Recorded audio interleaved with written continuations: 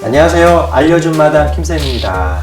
두목입니다. 동굴입니다. 네, 오늘은 저희가 유럽 문학을 언택트하다 프로젝트 두 번째 시간인데요. 오늘 준비한 책이 뭐죠? 예, 오로한 파묵의 순수박물관입니다. 네, 이 순수박물관을 직접 선택하셨잖아요. 네네. 오로한 파묵의 광팬이라고 듣던데요. 아니요, 뭐 강팬까지는 아니고. 저는 사실 내 이름은 빨강 말고는 안 읽어봐서요. 예, 굉장히 좋아하는 작가인데요. 네, 뭐가 그렇게 좋아요? 파묵을 뭐 좋아하는데 이유가 있나요? 근데 그렇지만 네. 이게 오로한 파묵이 가지는 소설의 세계, 역사 인식이라든가 끊임없이 그 물고 늘어지는 근성 이런 것들이 소설을 읽게 하는 겁니다. 무엇보다도 이제 오로한 파묵을 좋아하는 이유는 그가 펼쳐놓는 소설이겠죠. 소설이고 그 이스탄불을 배경으로 소설을 거의 다 썼거든요. 그 도시에 대한 낭만 내지는 또 역사적인 함의가 있는 공간이고 그런 매력이 것들. 있죠. 네. 오로한 파묵은 또 한국 독자들한테 굉장히 익숙한 한국에 또 많이 왔잖아요. 네네. 네. 그 익숙한 그 작가이기 때문에 맞아요. 아마 좀 더 이렇게 가깝지 않았을까. 네. 그러면 터키라는 나라 역시나 우리나라하고는 굉장히 또 인연이 깊은 나라잖아요. 그렇죠. 예, 그렇게 해서 선정을 해봤습니다. 네. 어떻게 읽어보셨죠? 네. 느낌이 어땠어요? 저는 오로한 파묵을 내 이름은 빨강밖에 안 읽었거든요. 근데 네. 오로한 파묵이 네. 129권의 대가구나. 뭐 이렇게 아, 책 129권의 나누면 대가. 129권으로 나눠서 일단 두꺼워. 이렇게 두꺼워요. 네. 출판사를 배려하는 예, 장사가 좀 되겠고요. 이게 오로한 파묵은 네. 어떤 기법의 새로움, 맞아요. 플롯 두 종류밖에 안 읽었지만 내 이름 빨강은 추리 기법을 이용한 네. 해갖고 굉장히 막 이렇게 추리하면서 저기 범인이 누구일까 막 읽어가는 재미가 있었고요. 이거는 순수 박물관이라는 어떤 그 박물관 안에 점점 좀 사랑한 여자의 물건들을 옮겨놓은 과정들이 굉장히 흥미로웠습니다. 그렇죠. 그 여자와 관련된 네. 소재들을 통해서 시간의 기억을 채워나가는 그런 작업을 했던 것 같아요. 네. 실제로 또 터키에 네. 있잖아요. 이 네. 순수박물관이. 네, 맞습니다. 네. 그리고 저는 이 순수박물관을 우리가 지금 소 테마로는 성과 사랑이잖아요. 네. 특히 그 전에 채털레 부인의 연인이 좀 더 성에 좀 더 집중을 한 작품이라면 여기서는 순수한 사랑에 대해서 다룬 작품 같은데 네. 솔직히 순수한 사랑이 뭔지는 잘 모르겠어요. 순수한 사랑 해보셨어요? 저도 모르겠어요. 순수가 뭔지. 순수가 뭔지 참 정의하기 어렵죠. 정의하기 어려워요. 네. 저는 그 뭐 한때는 네. 그 순수했다고 생각했던 적이 있었던 시절이 있죠. 네, 있는데 네, 네. 지금 생각해 보면 저는 이 순수라는 단어가 저하고는 너무 많이 멀어져 가지 않았나. 그래서 순수란 단어를 보는 순간 굉장히 낯설었어요. 그리고 순수가 있을까 이 시대에. 네. 그리고 박물관 앞에 순수라는 말이 붙어서 계속 그 한동안 지금도 그렇지만 이 순수 박물관이라는 정체성이 궁금해지는 맞아요. 예, 그런 느낌을 받았어요. 그래서 했던 적이 있기는 한 것 같아요. 있었겠죠. 본인만 알겠죠? 네, 근데 뭐 지금은 그냥 너무나 얼룩덜룩 때가 많이 묻어서 순수. 근데 이제 우리가 보통 이제 성과 관련지어서 순수의 개념을 얘기할 때는 뭔가 경험이 있느냐 없느냐, 사랑을 해본 적이 있느냐 이렇게 우리가 흔히 말을 하긴 하잖아요. 근데 제가 봤을 때는 이 작품 안에서 나오는 순수는 그런 순결하고는 좀 거리가 좀 약간 있고 결이 다르고 네. 무조건적인 것, 그 사랑. 우리는 대체로 뭘 할 때 재고하잖아요. 그렇죠. 그렇죠. 이 사람이 네. 나랑 맞을까? 맞죠. 내가 이 사람을 통해서 이 사람이랑 결혼하면 뭐가 좀 더 나아질까? 일하는데 계산이 없는? 그렇죠. 이 케말이 피순에게 하는 사랑은 무조건적인 사랑 같아요. 처음에는 이거 뭐야? 이거 바보 아니야? 어리석은 사랑 아니야? 이런 생각이 들기도 했거든요. 근데 케말이 무조건적인 게 아니라 저는 피순이 무조건적으로 나는 생각을 어떤 했어요. 점에서 피순이 무조건? 케말은 네. 걔를 보면 좋아. 네. 막상 만나면 좋은데 네. 또 가면 후회를 해요. 미친놈. 막 이러면서. 내가 술 먹고 깼을 때, 내가 왜 카드를 썼을까? 막 이런 것처럼. 이거 똑같은 거예요. 근데 필수는 그냥 몸 가는 대로 저는 행동을 한 것 같아요. 왜 순수라는 의미에서는 캐말보다는 피순이 피순이 더 더 가깝지 순수하지 않았나 않을까. 그렇게 저는 그렇게 느낍니다. 생각해요. 예. 맞아요. 그래서 작품에 좀 더 깊게 들어가기 전에 이 작품이 어떤 내용인지 이 길거든요. 네. 분량이 좀 많아요. 그래서 네. 조금 정리를 해서 그 독자들에게 알려드리는 게 중요할 것 같아요. 네, 제가 맡았죠. 네. 작품 소개를 하는데 잘할지 모르겠는데 제가 이렇게 정리를 했어요. 지고지순하고 집착적인 물음표. 남자의 사랑 이야기. 네, 내용도 좀 알려주세요. 지고지순하고 집착적인가 이러면서 남자의 사랑 이야기고요. 그 황당하면서 인내심이 필요한 소설입니다. 읽다 보면 그 한 남자가 단 44일 동안 사랑을 나눈 여자를 평생 동안 사랑하죠. 그녀와 관련된 추억을 간직한 물건을 모으고요. 결국 그 물건들을 전시할 박물관을 만들고 그 이야기를 책으로 쓴다는 내용입니다. 캐말은 피순. 캐말이 남자 주인공이거든요. 그러니까 미슈는 피순. 여자예요. 퓨션, 피순. 퓨션, 미순이 아니라 발음이 피순과 어려워요. 관련된 네. 그 모든 물건을 모아요. 그래서 그녀를 만나기 위해서 자신이 8년간 드나들었던 집을 사서 그곳을 박물관으로 개조합니다. 그게 순수 박물관입니다. 그래가지고 사랑하는 사람들의 물건들이 가득한 이곳 박물관에서 캐말과 미순 피순. 그리고 왜 미순이라 그러지?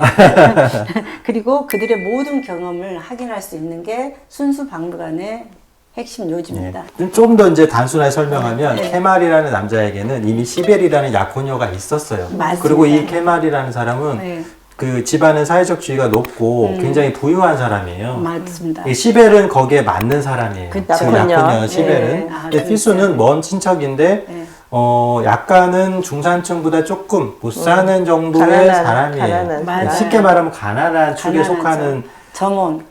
사람인데 네. 어느 날 캐말이 피수를 딱 만났는데 시쳇말로 첫눈에 뿅. 반한 거죠. 네. 뿅 반해가지고 반한 거죠. 거기서부터 이제 벌어진 일인데 네. 그러고 만났다가 헤어지기도 하고 네. 어쨌든 피수는 결혼을 하잖아요. 네. 그렇죠. 그 결혼을 하고 나서도 피순에 대한 캐말의 사랑과 집착이 끝나지 않아요. 그리고 마지막에 이제 이거는 약간 이제 내용이 스포일러인데 이 피순이 죽죠. 네. 네. 죽으면서도 그 사랑을 놓지 못해요. 그렇죠. 그러니까 이 한 남자의 아주 지독한 사랑 이야기라고 할 수 있는데 그렇죠. 도대체 어떤 작가길래 이런 지독한 사랑의 소설을 다뤘을까? 이 작가가 또 궁금해지거든요. 자, 오르한 파묵은 우리 한국 독자들한테도 굉장히 친숙한 작가인데요. 그렇죠. 특이하게도 파묵의 소설적 배경이 된 도시가 이스탄불이에요. 네, 맞아요. 그리고 이제 눈이라는 작품, 카라스라는 그 국경지대에 있는 그 작품만 빼고는 거의 이스탄불이 배경인데요. 터키를 제가 2주 정도 이렇게 머물른 적이 있습니다. 그때 가장 먼저 떠오른 것이 파묵입니다. 그러니까 부모님에게는 네, 터키는 오르한 파묵의 나라네요. 네, 물론이죠. 예. 그만큼 좋아하시는구나. 예, 찾아보게 예. 됐는데 여느 어떤 유럽하고는 조금 다른 느낌이 들었었어요. 그래서 저는 그리스에서 터키를 그 육로로 들어가는 코스를 들어갔거든요. 네. 터키를 사실은 그냥 공항을 통과해서 가는 적도 있었고, 근데 이제 그 아테네 쪽에서 그리스에서 네. 육로로 해서 가는 그 길도 굉장히 그 아름다웠어요. 작품에는 그 배경 묘사가 참 잘 돼 있어요. 네네. 안 가봐도 꼭 간 거 같은 느낌이 들 굉장히 이 만큼. 사람의 장점이 예. 그냥 디테일한 묘사나 장점이죠. 근데 보스포러스예요.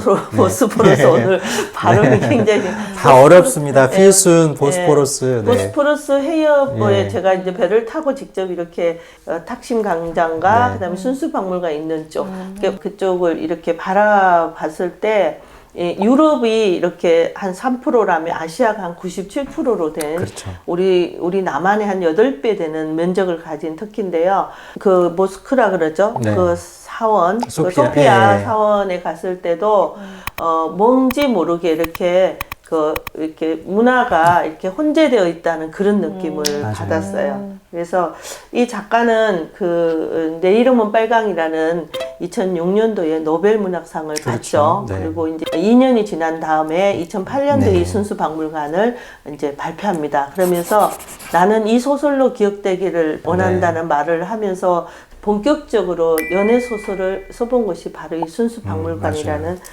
작품입니다. 그래서 주로 이제 파묵이 그 전에는 민족의 역사, 네, 그 맞아요. 사회적 배경, 그다음에 동서 문명의 충돌 이런 것들. 그쵸, 내일은 빨강에서 주제가. 좀 그랬죠. 네, 이런 네, 다른 거대담론의 주제를 다뤘는데 지극히 개인사적인 얘기를 썼다는 게 그냥 사적인 얘기죠. 예, 그리고 맞아요. 이제 순수박물관은 파묵한테는 조금 그 내면이 많이 투영된 작품이 아닐까 맞아요. 합니다. 실제 여기 화자로 등장하는 게 꼭 자기 자신을 네네. 쓴 것 같잖아요. 이름도 자기 이름을 쓰잖아요. 네, 네, 실제로 이 순수박물관을 그 네. 쓰면서 네. 이런 박물관을 만들겠다 이렇게 말을 하고 심지어 그 집필하는 과정에서 어떤 박물관에 갖다 놓을 그 어떤 물건들을 네. 넣기도 하고 또 미리 소설을 써놓고 그 물건을 구하러 다니기도 돌아다니면서 하고 그랬죠. 그랬던 거 그런 맞아요. 것들이 이 사람이 쓴 그 이스탄불이라는 그 에세이집을 자전적 에세이집을 네. 보면은 어릴 때부터 그 이스탄불에 대해 갖고 굉장히 많이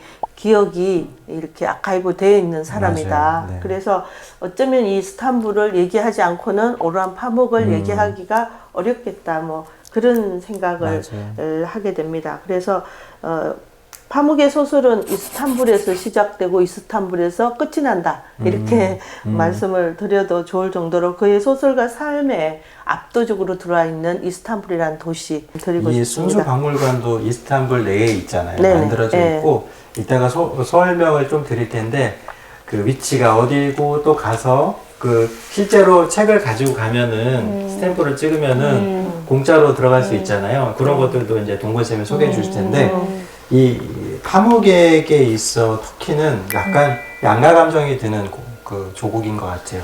사실 파묵은 세계적으로 사랑받는 작가이기도 하지만 조국 터키에서는 핍박을 받는 작가 중에 그렇죠. 하나예요. 정치적으로 예, 예. 굉장히 그렇죠. 핍박을 받는데 왜 그러냐면은 파묵이 내 이름은 빨강에서 이렇게 조국의 관점에서도 글을 쓰기도 하고 했지만 네. 지성인이라면 가지고 있어야 될 객관적인 입장 그리고 인권을 중시하는 이런 것 철학들을 또 용기 있게 많이 그런 의사를 드러내기도 했어요. 그러다 보니까 쿠르드가 안고 있는 여러 가지 근현대사 문제가 있잖아요. 아르메니아인 대학살 문제라든지 그렇죠. 그다음에 쿠르드 지금도 이 쿠르드족이 전쟁들 있죠. 예, 터키, 시리아, 이라크에 이렇게 그 산재에 있는 쿠르드족 문제가 터키에서도 굉장히 큰 문제거든요. 네, 큰 문제죠. 테러도 일어나고 있고 네. 거기에 대해서 좀 다른 소리를 많이 했기 때문에 굉장히 많이 탄압을 받았어요. 실제로 기소가 될 위험에 처해기도 했고 그랬죠. 노벨 문학상 받을 네. 조건이 맞아요. 근데 네. 작가라면 네. 그 정도의 어떤 인도적이나 인간애나 이런 것들 드러내는 네. 그런 행동이나 그런 것들은 꼭 필요하다고 생각을 해요. 물론이죠. 그러니까 훌륭한 작가가 되는 거고 그게 딱 은폐되거나 진실을 감추고 자기의 어떤 영의를 위해서 한다면은 그건 아닌 것 같아요. 그렇죠. 그렇죠. 아마 예술에 대한 휴머니즘이 바로 노벨 문학상을 수상하게 그런 된 것 것이 같아요. 아닐까 네. 싶습니다. 얘는 단순히 펜을 통해서 자신의 생각만 드러낸 게 아니라 행동하는 양심으로서 또 자신의 양심을 지켰기 때문에 그 노벨 문학상의 영예를 또 안게 된 물론 이제 문학적인 그 업적도 있지만 네. 여러 가지가 복합적으로 그러한 것을 받게 만든 거 아닌가 하는 생각이 들었고요. 이 작품을 알려면은 터키의 근대사를 약간은 알아야 돼요. 네. 이 작품의 배경이 되는 게 70년대부터 90년대까지잖아요. 네, 80년대 후반까지. 예, 후반까지잖아요. 그래서 그때 당시는 굉장히 터키의 정치 상황이 네, 혼란했어요. 혼란스럽고. 쿠데타도 많이 네, 네. 일어나고 사실 터키는 지금은 많이 이슬람색이 짙어졌지만 그때만 하더라도 정교 분리가 그 원칙이었어요. 그래서 굉장히 세속주의를 지향했고 그 정치적으로는 이제 자본주의를 지향했고 정치적으로는 이렇게 좀 독재 혹은 약간 뭐랄까 사이비 민주주의 예, 그런 거를 지향했던 나라였기 때문에 정치적으로도 굉장히 복잡했어요. 예, 그런 배경을 알고 이 책을 보면은 좀 더 재미가 있을 네. 건데 네. 이 파묵이 쓴 그 주인공은 그 안에서도 좀 있는 축에 속했죠. 그렇죠. 요즘 말하면 금수저였죠. 예, 금수저여가지고 자기 금수저끼리 딱 맞는 시베를 만났는데 하필 여기서 흑수저 휘순을 만났는데 금수저가 흑수저에게 반한 거야. 그쵸. 네. 그래서 더 순수하게 읽히긴 했어요. 뭐 이런 비슷한 구도가 사랑의 이야기에 굉장히 많이 등장하죠. 구도는 통속적이에요. 네. 그렇죠. 실은 여기 내면에 네네. 깔려있는, 근데 그 문장의 수려함이라든가 어떤 플롯의 독특함을 가지고 있기 때문에 이 작품이 살아나지 않는가. 맞아요. 처음에는 저는 이 인물을 설정한 구조 때문에 이걸 순수한 사랑이라고 할 수 있어라고 생각하면서 읽었는데 그 사랑을 지켜나가는 과정과 순수박물관의 그 모든 것들을 담아가지고 휘순에 대한 사랑을 완성시켜가는 과정을 보면서 정말 순수한 사랑을 지키기 위해 노력을 했던 것 같긴 하네라는 생각이 들었어요. 네. 근데 피슌도 이 그 주인공 케말을 사랑할 때만큼은 굉장히 집중하고 존경을 해요. 맞아요. 그러면서 그 사랑의 교감들이 굉장히 순수해요. 만나는 순간까지. 근데 현실에 딱 돌아오면 케말도 어휴 내가 미친놈. 내가 왜 또 그 말 안 하길 잘했어. 내가 그거 안 주길 잘했어. 이런 식이었는데 또 막상 피슌만 보면 그냥 뿅. 이렇게 세속과 그 순수를 왔다 갔다 했던 것 그렇죠. 같아요. 현실과 맞아요. 어떤 원천적인 어떤 본능 같은 것들을 네. 막 왔다 갔다 하는 그런 모습이 나타나죠. 그 도목님은 직접 거기를 방문했잖아요. 순수박물관. 얼마네요? 그렇게 크지 않아요. 크지는 않아요. 예, 네. 가정집. 그 이스탄불 예. 시내에서 가깝나요?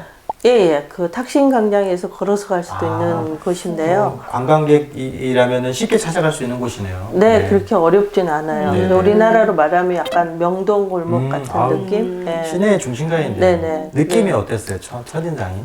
좀 낯설었죠. 네. 그리고 그곳이 그 박물관이 있을 법한 그런 자리가 아닌 것 같고 약간 가정집 있는 조그만. 것 같은 조그만 네네. 실제로 작품 안에서 케말이 거기에서 살기도 하고 네. 또 그녀가 네네. 있던 사랑을 나눴던 곳이잖아요. 한번 가보고 싶은데 네. 여기를 가려면은 뭐 티켓을 하면 그 된다고 하던데 네. 그 티켓이 책에 있다고. 책에 있어요. 이 티켓이 어떻게 생겼는지를 자료화면을 잠깐만. 한번 더 보여드릴 텐데 386. 실제 책에 보면요, 네. 그 스탬프의 그림이 있어요, 그렇죠?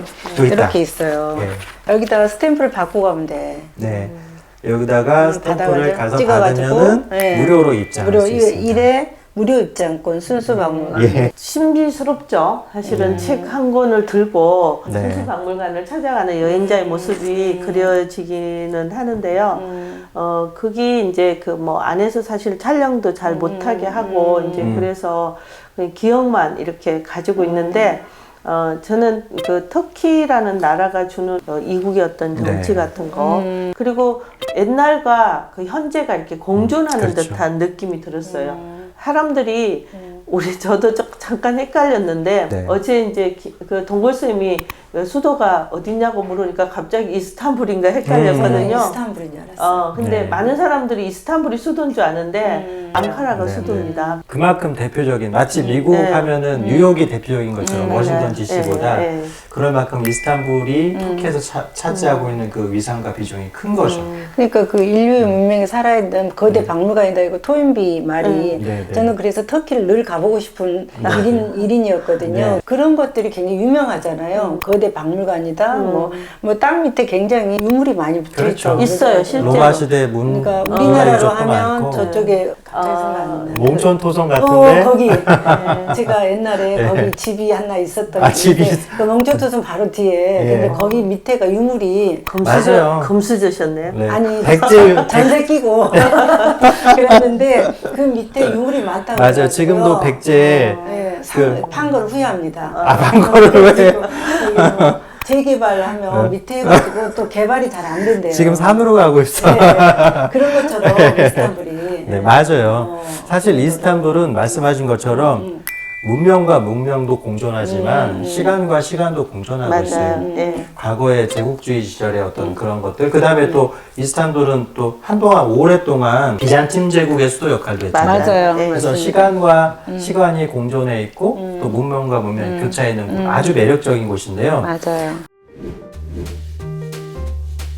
다음 시간에는 이 매력적인 그 공간을 바탕으로 쓴 오란 파묵이 순수 박물관에 있어서 진정한 사랑은 무엇일지에 대해서 한 번 더 얘기해 보면 좋을 것 같습니다. 네. 자, 지금까지 알려준 맛 달이었습니다. 수고하셨습니다. 안녕.